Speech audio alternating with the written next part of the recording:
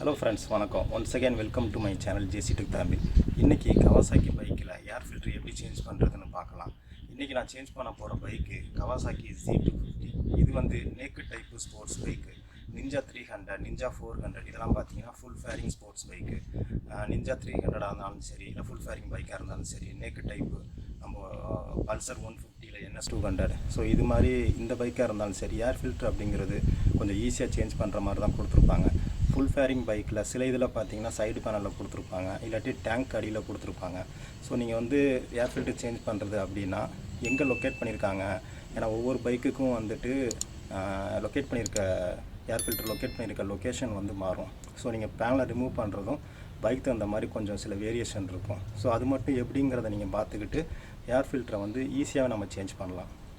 So air filter அப்படிங்கிறது ரொம்ப முக்கியமான விஷயம்.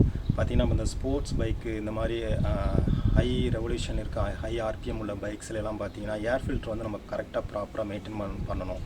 ஏன்னா இப்போ நம்ம ஹை ஸ்பீடில் போடுறோம் அப்படின்னா அந்த சமயத்தில் ஏர் ஃபில்டர் வந்துட்டு ப்ராப்பராக இல்லை வந்து ஏர் ஃபில்டர் வந்து நிறைய டஸ்ட் ஏறி இருக்குது அப்படிங்கிற பட்சத்தில் வந்துட்டு நம்ம ஹை ஸ்பீடில் வந்து போகிறப்போ வந்து பர்ஃபார்மன்ஸ் வந்து கண்டிப்பாக அடிவாங்க. வீடியோ பிடிச்சிருந்தா வீடியோவை லைக் பண்ணி உங்கள் ஃப்ரெண்ட்ஸுக்கும் ஷேர் பண்ணுங்கள். ஃப்ரெண்ட்ஸ் உங்கள் கருத்துக்களையும் கமெண்ட் செக்ஷனில் சொல்லுங்கள். மறக்காமல் ஜேசி டெக் தமிழ் சேனலை சப்ஸ்கிரைப் பண்ணி தொடர்ந்து சேனலை பாருங்கள்.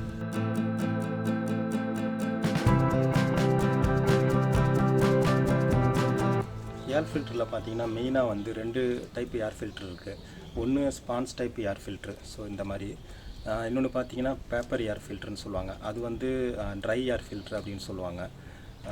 இது பார்த்திங்கன்னா ஓஎம்மில் வந்து டிஃபால்ட்டாக வந்து மேக்ஸிமம் வந்து இது ஸ்பான்ஸ் டைப் ஏர் ஃபில்ட்ரு கொடுப்பாங்க, அதே சமயத்தில் பேப்பர் டைப் ஏர் ஃபில்ட்ரும் கொடுப்பாங்க.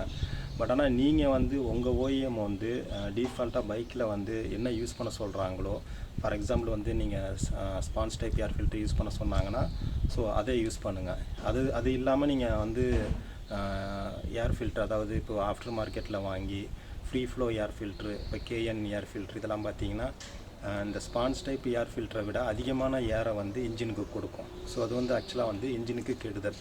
ஏன் அப்படின்னா இப்போ வந்து இந்த ஸ்பான்ஸ் டைப்பில் எவ்வளோ ஏர் வந்து உள்ளே போகுதோ அதுக்கு தகுந்த மாதிரி தான் வந்து ஃபியூவல் இன்ஜெக்ஷனில் வந்து ஃபியூவல் வந்து இன்ஜினில் வந்து டெலிவரி பண்ணும். ஸோ அது நீங்கள் ஃபியூவல் இன்ஜெக்ஷன் சிஸ்டம், அதாவது இசியூவில் வந்து ரீப்ரோக்ராம் பண்ணாமல் ஏர் ஃபில்டரை மட்டும் நீங்கள் சேஞ்ச் பண்ணுறீங்க அப்படிங்கிற பட்சத்தில் வந்து ஏர் வந்து அதிகமாக போகும், ஆனால் ஃபியூவல் வந்துட்டு டிஃபால்ட்டாக அதே ஃபியூவல் வரும். ஸோ அந்த சமயத்தில் பார்த்தீங்கன்னா ஏர் ஃபியூவல் மிக்சர் வந்து லீன் ஏர் ஃபியூவல் மிக்சராக இருக்கும். இது வந்து ஆக்சுவலாக இன்ஜினுக்கு வந்து கெடுதல். ஏன் அப்படின்னா அதிகமான ஏரு பட்டு கம்மியான ஃபியூவல் உள்ளே போகும் அப்படிங்கிற பட்சத்தில் வந்து இன்ஜின் வந்து ஹீட் ஆகும். ஸோ இந்த மாதிரி ஹீட் ஆகிறப்போ வந்து வால்வ்ஸ் இதெல்லாம் கொஞ்சம் டேமேஜ் ஆகும், அதே சமயத்தில் பர்ஃபார்மன்ஸும் அடிவாங்க. இப்போ வந்து Kawasaki Z250 பார்த்தீங்கன்னா இதோட ஒரிஜினல் ஜென்யூன் பார்ட்ஸ் வந்துட்டு sponge type air filter black கலரில் கொடுத்துருக்காங்க. பொதுவாக ஸ்பான்ஸ் டைப் பார்த்தீங்கன்னா லைட்டு ஒயிட் கலரும் இல்லாட்டி எல்லோ கலரில் இந்த மாதிரி வரும். நம்ம ஸ்ப்ளெண்டர் முன்னாடி 100cc பைக்கெலாம் பார்த்தீங்கன்னா எல்லோ கலர் ஸ்பான்ஸ் டைப் கொடுத்துருப்பாங்க. ஸோ இது வந்து ஆக்சுவலாக வந்து ரீயூசபிள் ஸ்பான்ஸ் டைப்பு, அதாவது மேனுஃபேக்சரர் சொல்கிற அந்த இப்போ ஃபார் எக்ஸாம்பிள் வந்து Kawasaki சொல்கிறாங்க அந்த Z250 வந்து 12,000 கிலோமீட்டர் இல்லாட்டி 2 வருஷம். ஸோ இது எது ஃபஸ்ட்டாக வருதோ நீங்கள் சேஞ்ச் பண்ணணும் அப்படின்னு சொல்லிட்டு, ஸோ இன்டர்மீடியட்டாக வந்து நம்ம வந்து செக் பண்ணிவிட்டு க்ளீன் பண்ணி நல்லா இருக்க பட்சத்தில் திருப்பி இதே நம்ம யூஸ் பண்ணிக்கலாம். பேப்பர் ஏர் ஃபில்ட்ரு பார்த்தீங்கன்னா அது ட்ரை ஏர் ஃபில்ட்ரு. ஸோ இந்த மாதிரி ஸ்பான்ஸ் டைப் ஏர் ஃபில்டரில் பார்த்தீங்கன்னா கொஞ்சம் லைட்டாக அந்த க்ளூ மாதிரி கொடுத்துருப்பாங்க. நீங்கள் பார்த்தீங்கன்னா ஓரளவுக்கு தெரியும், கொஞ்சம் அந்த என்னென்னா கொஞ்சம் ஆயில் டைப்பில் இருக்க மாதிரி இருக்கும்.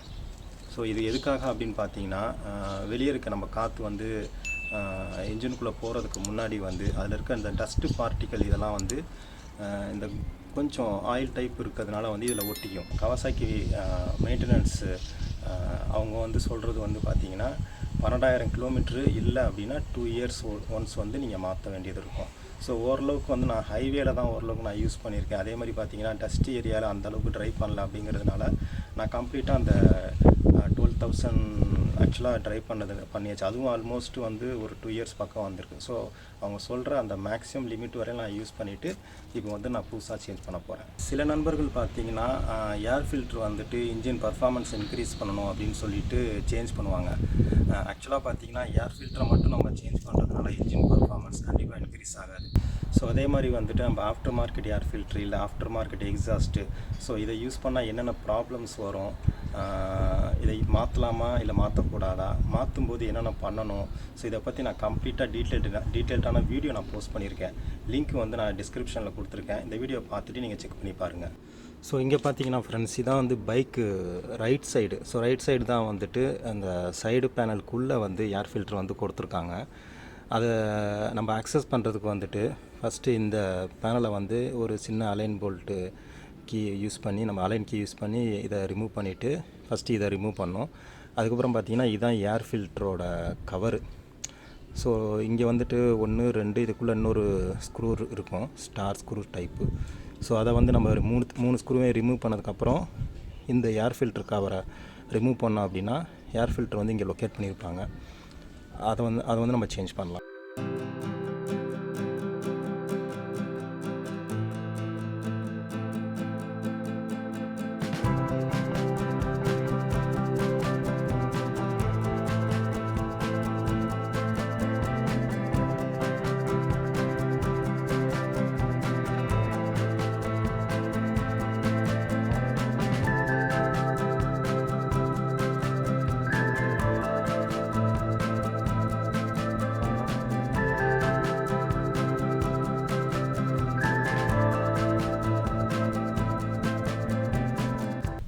இது பார்த்திங்கன்னா இப்போது யூஸ் பண்ணியிருக்க ஏர் ஃபில்ட்ரு ஓரளவு கொஞ்சம் டஸ்ட்டு நல்லாவே சேர்ந்துருக்கு. ஸோ இங்கே பார்த்தீங்கன்னா அங்கே ஓரளவுக்கு உங்களுக்கு தெரியும், கொஞ்சம் டஸ்ட்டு ஓரளவுக்கு சேர்ந்துருக்கு. ஆக்சுவலாக இதை க்ளீன் பண்ணியும் போடலாம், பட் ஆனால் கொஞ்சம் 2 வருஷம் ஆயிடுச்சு அப்படிங்கிறதுனால நான் வந்து புதுசு சேஞ்ச் பண்ணுறேன்.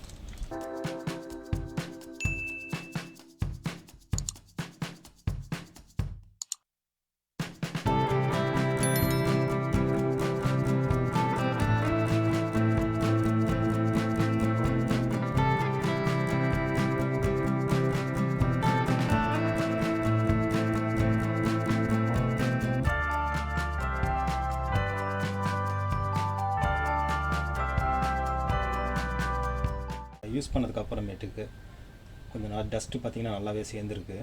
ஸோ இது வந்து ப்ரீவியஸ் ஏர் ஃபில்ட்ரு. ஸோ இது வந்து புதுசு பார்த்திங்கனாவே தெரியும் உங்களுக்கு, இது நல்லா க்ளீனாக இருக்குது. ஜஸ்ட் இது இன்சர்ட் பண்ணுறது அவ்வளோதான். பார்த்திங்கன்னா ஈஸியாக நம்ம இன்சர்ட் பண்ணுற மாதிரி இருக்கும்.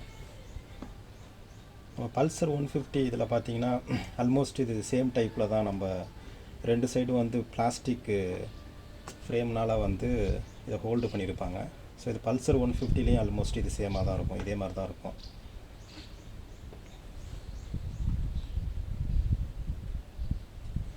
ஜஸ்ட் நீங்கள் பொசிஷன் பண்ணிவிட்டு இன்சர்ட் பண்ணால் போதும்.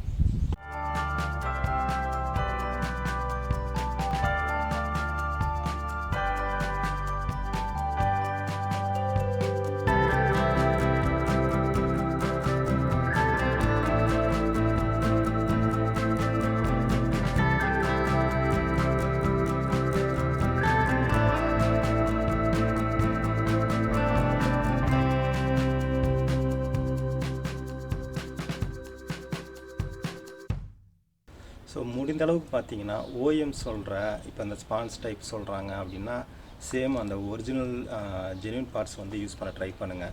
ஆஃப்டர் மார்க்கெட்டில் வாங்குகிற அந்த ஃப்ரீ ஃப்ளோ ஏர் ஃபில்ட்ரு இதை வந்து யூஸ் பண்ணுறத கொஞ்சம் அவாய்ட் பண்ணுங்கள். பைக்கோட லைஃபும் நல்லா வரணும், அதே சமயத்தில் வந்து பர்ஃபார்மன்ஸும் நல்லா இருக்கணும், மைலேஜும் நல்லா இருக்கணும். அப்படிங்கிறப்ப வந்து ஃப்ரீக்வெண்ட்டாக ஏர் ஃபில்டரையும் செக் பண்ணிவிட்டு மேனுஃபேக்சரர் சொல்கிற இன்டர்வல்லையும் கரெக்டாக சேஞ்ச் பண்ணிடுங்க. இப்போ சில மேனுஃபேக்சரர் வந்து 3000 கிலோமீட்டர் இல்லை 5000 கிலோமீட்டர் ரேஞ்சில் வந்துட்டு ஏர் ஃபில்டரை சேஞ்ச் பண்ணுங்கள் அப்படின்னு சொல்லுவாங்க. அதே மாதிரி வந்து டியூரேஷன் பார்த்தீங்கன்னா 1 இயர் இல்லை 2 இயர் அந்த மாதிரி சொல்லுவாங்க. ஸோ நீங்கள் வந்து மோஸ்ட்லி டஸ்ட் ஏரியாவில் ஓட்டல அப்படிங்கிற பட்சத்தில் வந்து மேனுஃபேக்சரர் சொல்கிற, அதாவது இந்த 3000 கிலோமீட்டர் இல்லை 1 இயர் அப்படின்னா அதை கம்ப்ளீட்டாக நீங்கள் வந்து கவர் பண்ணிவிட்டு நீங்கள் சேஞ்ச் பண்ணுறது ஒன்றும் எந்த வித ப்ராப்ளமும் இருக்காது. அதே சமயத்தில் வந்து நீங்கள் அதிகமான டஸ்ட் ஏரியாவில், இப்போ சென்னைக்குள்ளே இன்டீரியரில், அதாவது டஸ்ட்டு வந்து அதிகமாக இருக்க ஏரியா, இண்டஸ்ட்ரியல் ஏரியா, இந்த மாதிரி வந்து நீங்கள் ட்ரைவ் பண்ணுறீங்க அப்படின்னா 3000 கிலோமீட்டர் மேனுஃபேக்சரர் சொல்கிறாங்க அப்படின்னா நீங்கள் ஒரு 2500 கிலோமீட்டர் இல்லை 2000 கிலோமீட்டர்லேயே சேஞ்ச் பண்ணுற மாதிரி பிளான் பண்ணிக்கோங்க. அதே மாதிரி 1 இயர் அப்படிங்கிறப்போ வந்து நீங்கள் ஒரு 7-8 மாதத்துலேயே சேஞ்ச் பண்ணுற மாதிரி பிளான் பண்ணிக்கோங்க. இந்த மாதிரி அப்கமிங் வீடியோஸ் நிறைய இருக்குது. ஸோ அதனால் ஜேசிடிக் தமிழ் சேனலை சப்ஸ்கிரைப் பண்ணி வச்சுக்கோங்க. வீடியோ பிடிச்சிருந்தா லைக் மற்றும் ஷேர் பண்ணுங்கள். உங்கள் ஃபீட்பேக்கையும் கமெண்ட் செக்ஷனில் சொல்லுங்கள். அடுத்த வீடியோவில் சந்திப்போம். நன்றி, வணக்கம்.